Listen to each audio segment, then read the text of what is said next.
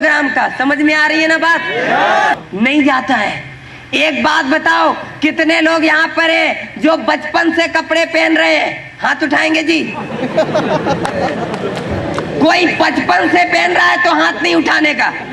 बचपन से पहन रहे हैं ना जी सारे लोग? कोई बचपन में पहनना तो नहीं शुरू किया?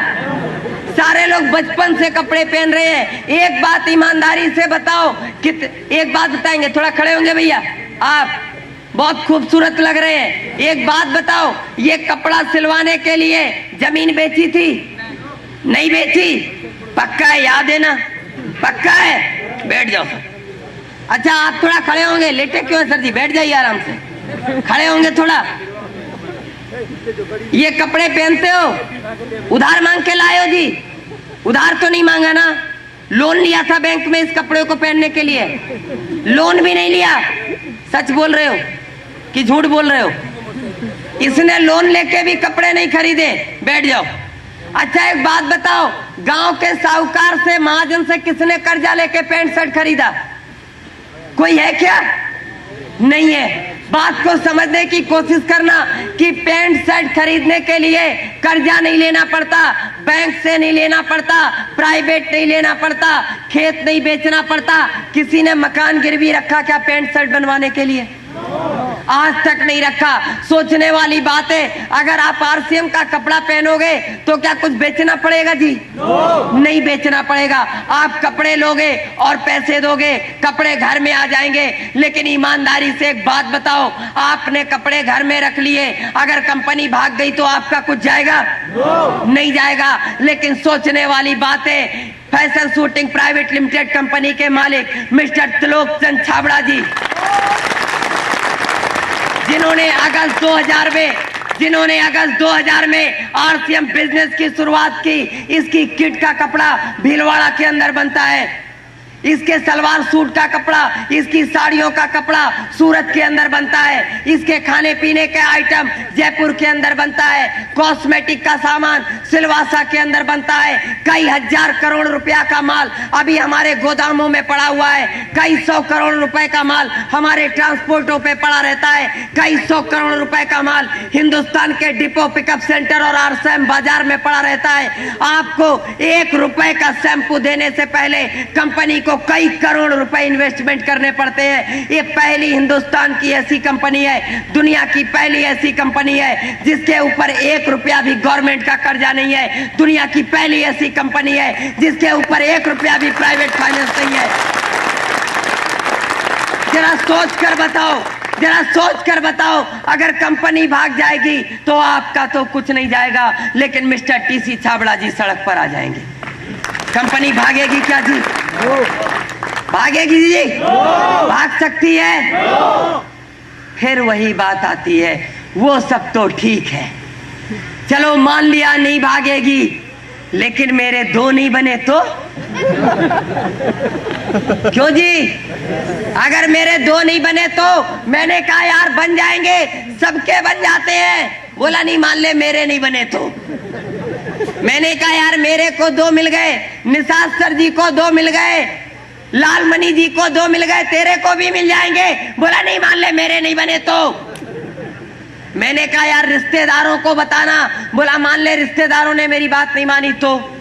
मैंने कहा दोस्तों को बताना। बोला मान ले दोस्तों ने भी मेरी बात नहीं मानी तो? मैंने कहा यार दुनिया में तेरी इतनी तो इज्जत होगी कि 2 लोग तेरी बात मान ले। बोला मान ले मेरी इतनी भी इज्जत नहीं है तो?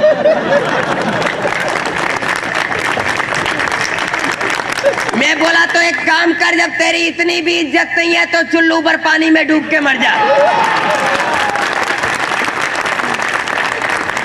अरे यार सीधी सी बात है, जिस आदमी की इतनी भी इज्जत नहीं है उसको मर जाना चाहिए। और गारंटी है मेरी, मरने के बाद 4 मिल जाएंगे, कंधा देने आएंगे।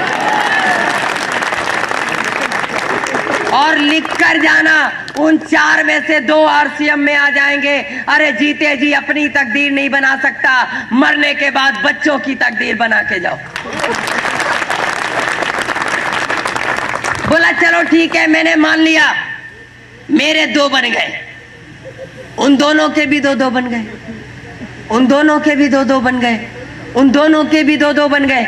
ऐसे तो एक दिन पूरे डिस्ट्रिक्ट के लोग ज्वाइन हो जाएंगे। जो लास्ट में आएगा उसका 2 किधर से आएगा? मैं बोला कोई बात नहीं, अपन अपने डिस्ट्रिक्ट से बाहर चलेंगे। यूपी में और भी डिस्ट्रिक्ट है। बोला मान ले सारे डिस्ट्रिक्ट के लोग ज्वाइन हो गए, पूरा यूपी ज्वाइन हो गया, जो लास्ट में आएगा वो 2 कहां से लाएगा? मैं बोला कोई बात नहीं, अपन यूपी से बाहर चलेंगे, बिहार चलेंगे, झारखंड चलेंगे, पंजाब चलेंगे, हरियाणा चलेंगे, गुजरात चलेंगे, बंगाल चलेंगे, आसाम चलेंगे। बोला मान ले सारे स्टेट के सारे लोग ज्वाइन हो गए, पूरा हिंदुस्तान ज्वाइन हो गया, जो लास्ट में आएगा उसका 2 कहां से लाओगे? अभी अपना ठिकाना नहीं था, अभी पूरा इंडिया ज्वाइन हो गया तो मैं बोला कोई बात नहीं, अपन एशिया में चलेंगे। बोला मान ले पूरा एशिया भी ज्वाइन हो गया तो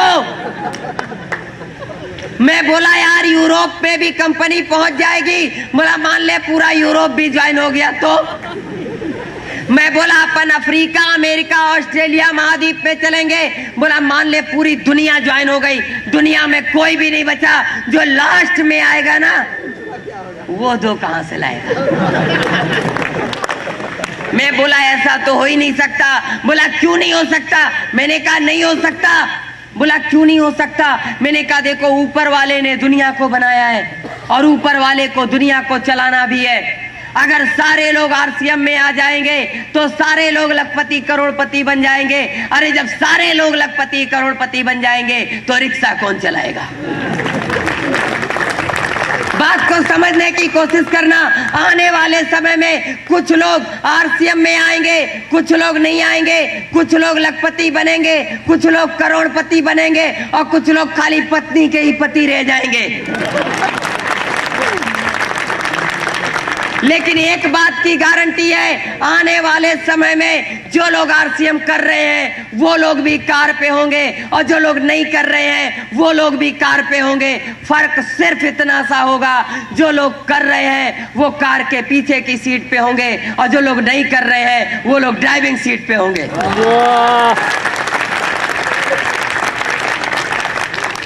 बात समझ में आ रही है?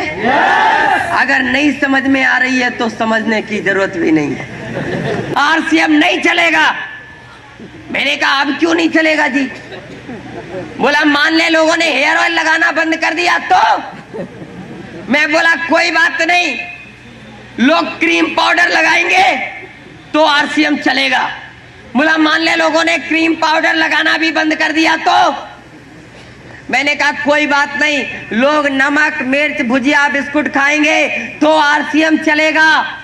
बोला मान ले लोगों ने फल फ्रूट खा के जिंदा रहना शुरू कर दिया तो मैं बोला कोई बात नहीं, लोग नहाएंगे धोएंगे तो आरसीएम चलेगा। बोला मान ले लोगों ने नहाना धोना भी छोड़ दिया तो देखो ये जो तो होती है ना बड़ी खतरनाक होती है। जब जिंदगी में तो आ जाती है तो वो नहीं आती जिसका वो सपना देखते हो। जिंदगी में 2 में से एक ही चीज साथ में रहेगी, या तो रहेगा या वो रहेगा। बात समझ में आ रही है? तो को रखना है कि वो को और जेब में है कौन? तो वो मैंने कहा कोई बात नहीं, लोग नहाएंगे धोएंगे तो आरसीएम चलेगा।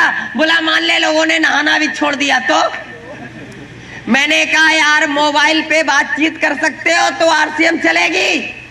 बोला मान ले लोगों ने बातचीत भी बंद कर दी। मैंने कहा लोग कपड़े धुलेंगे तो आरसीएम चलेगा। बोला तू कपड़े धोने की बात करता है, अगर लोगों ने पहनने ही छोड़ दिए तो मैंने कहा बिल्कुल सही कह रहे हो, अगर लोगों ने कपड़े पहनने छोड़ दिए तो आरसीएम बिल्कुल नहीं चलेगा, क्योंकि आरसीएम बिजनेस सभ्य समाज के लिए है, सभ्य इंसान के लिए है, उस इंसान के लिए है जो कपड़े पहनता है। और दुनिया के अंदर 2 लोगों को कपड़े की जरूरत नहीं होती। 2 लोग कपड़े नहीं पहनते, वो या तो जानवर होता है या पागल होता है। और जानवरों के लिए आरसीएम नहीं है और पागलों के लिए आरसीएम नहीं है। सिर्फ इतना बता दे सिर्फ इतना बता दो, इन दो में से तुम किस कैटेगरी में आते हो? बात समझ में आ रही है जी?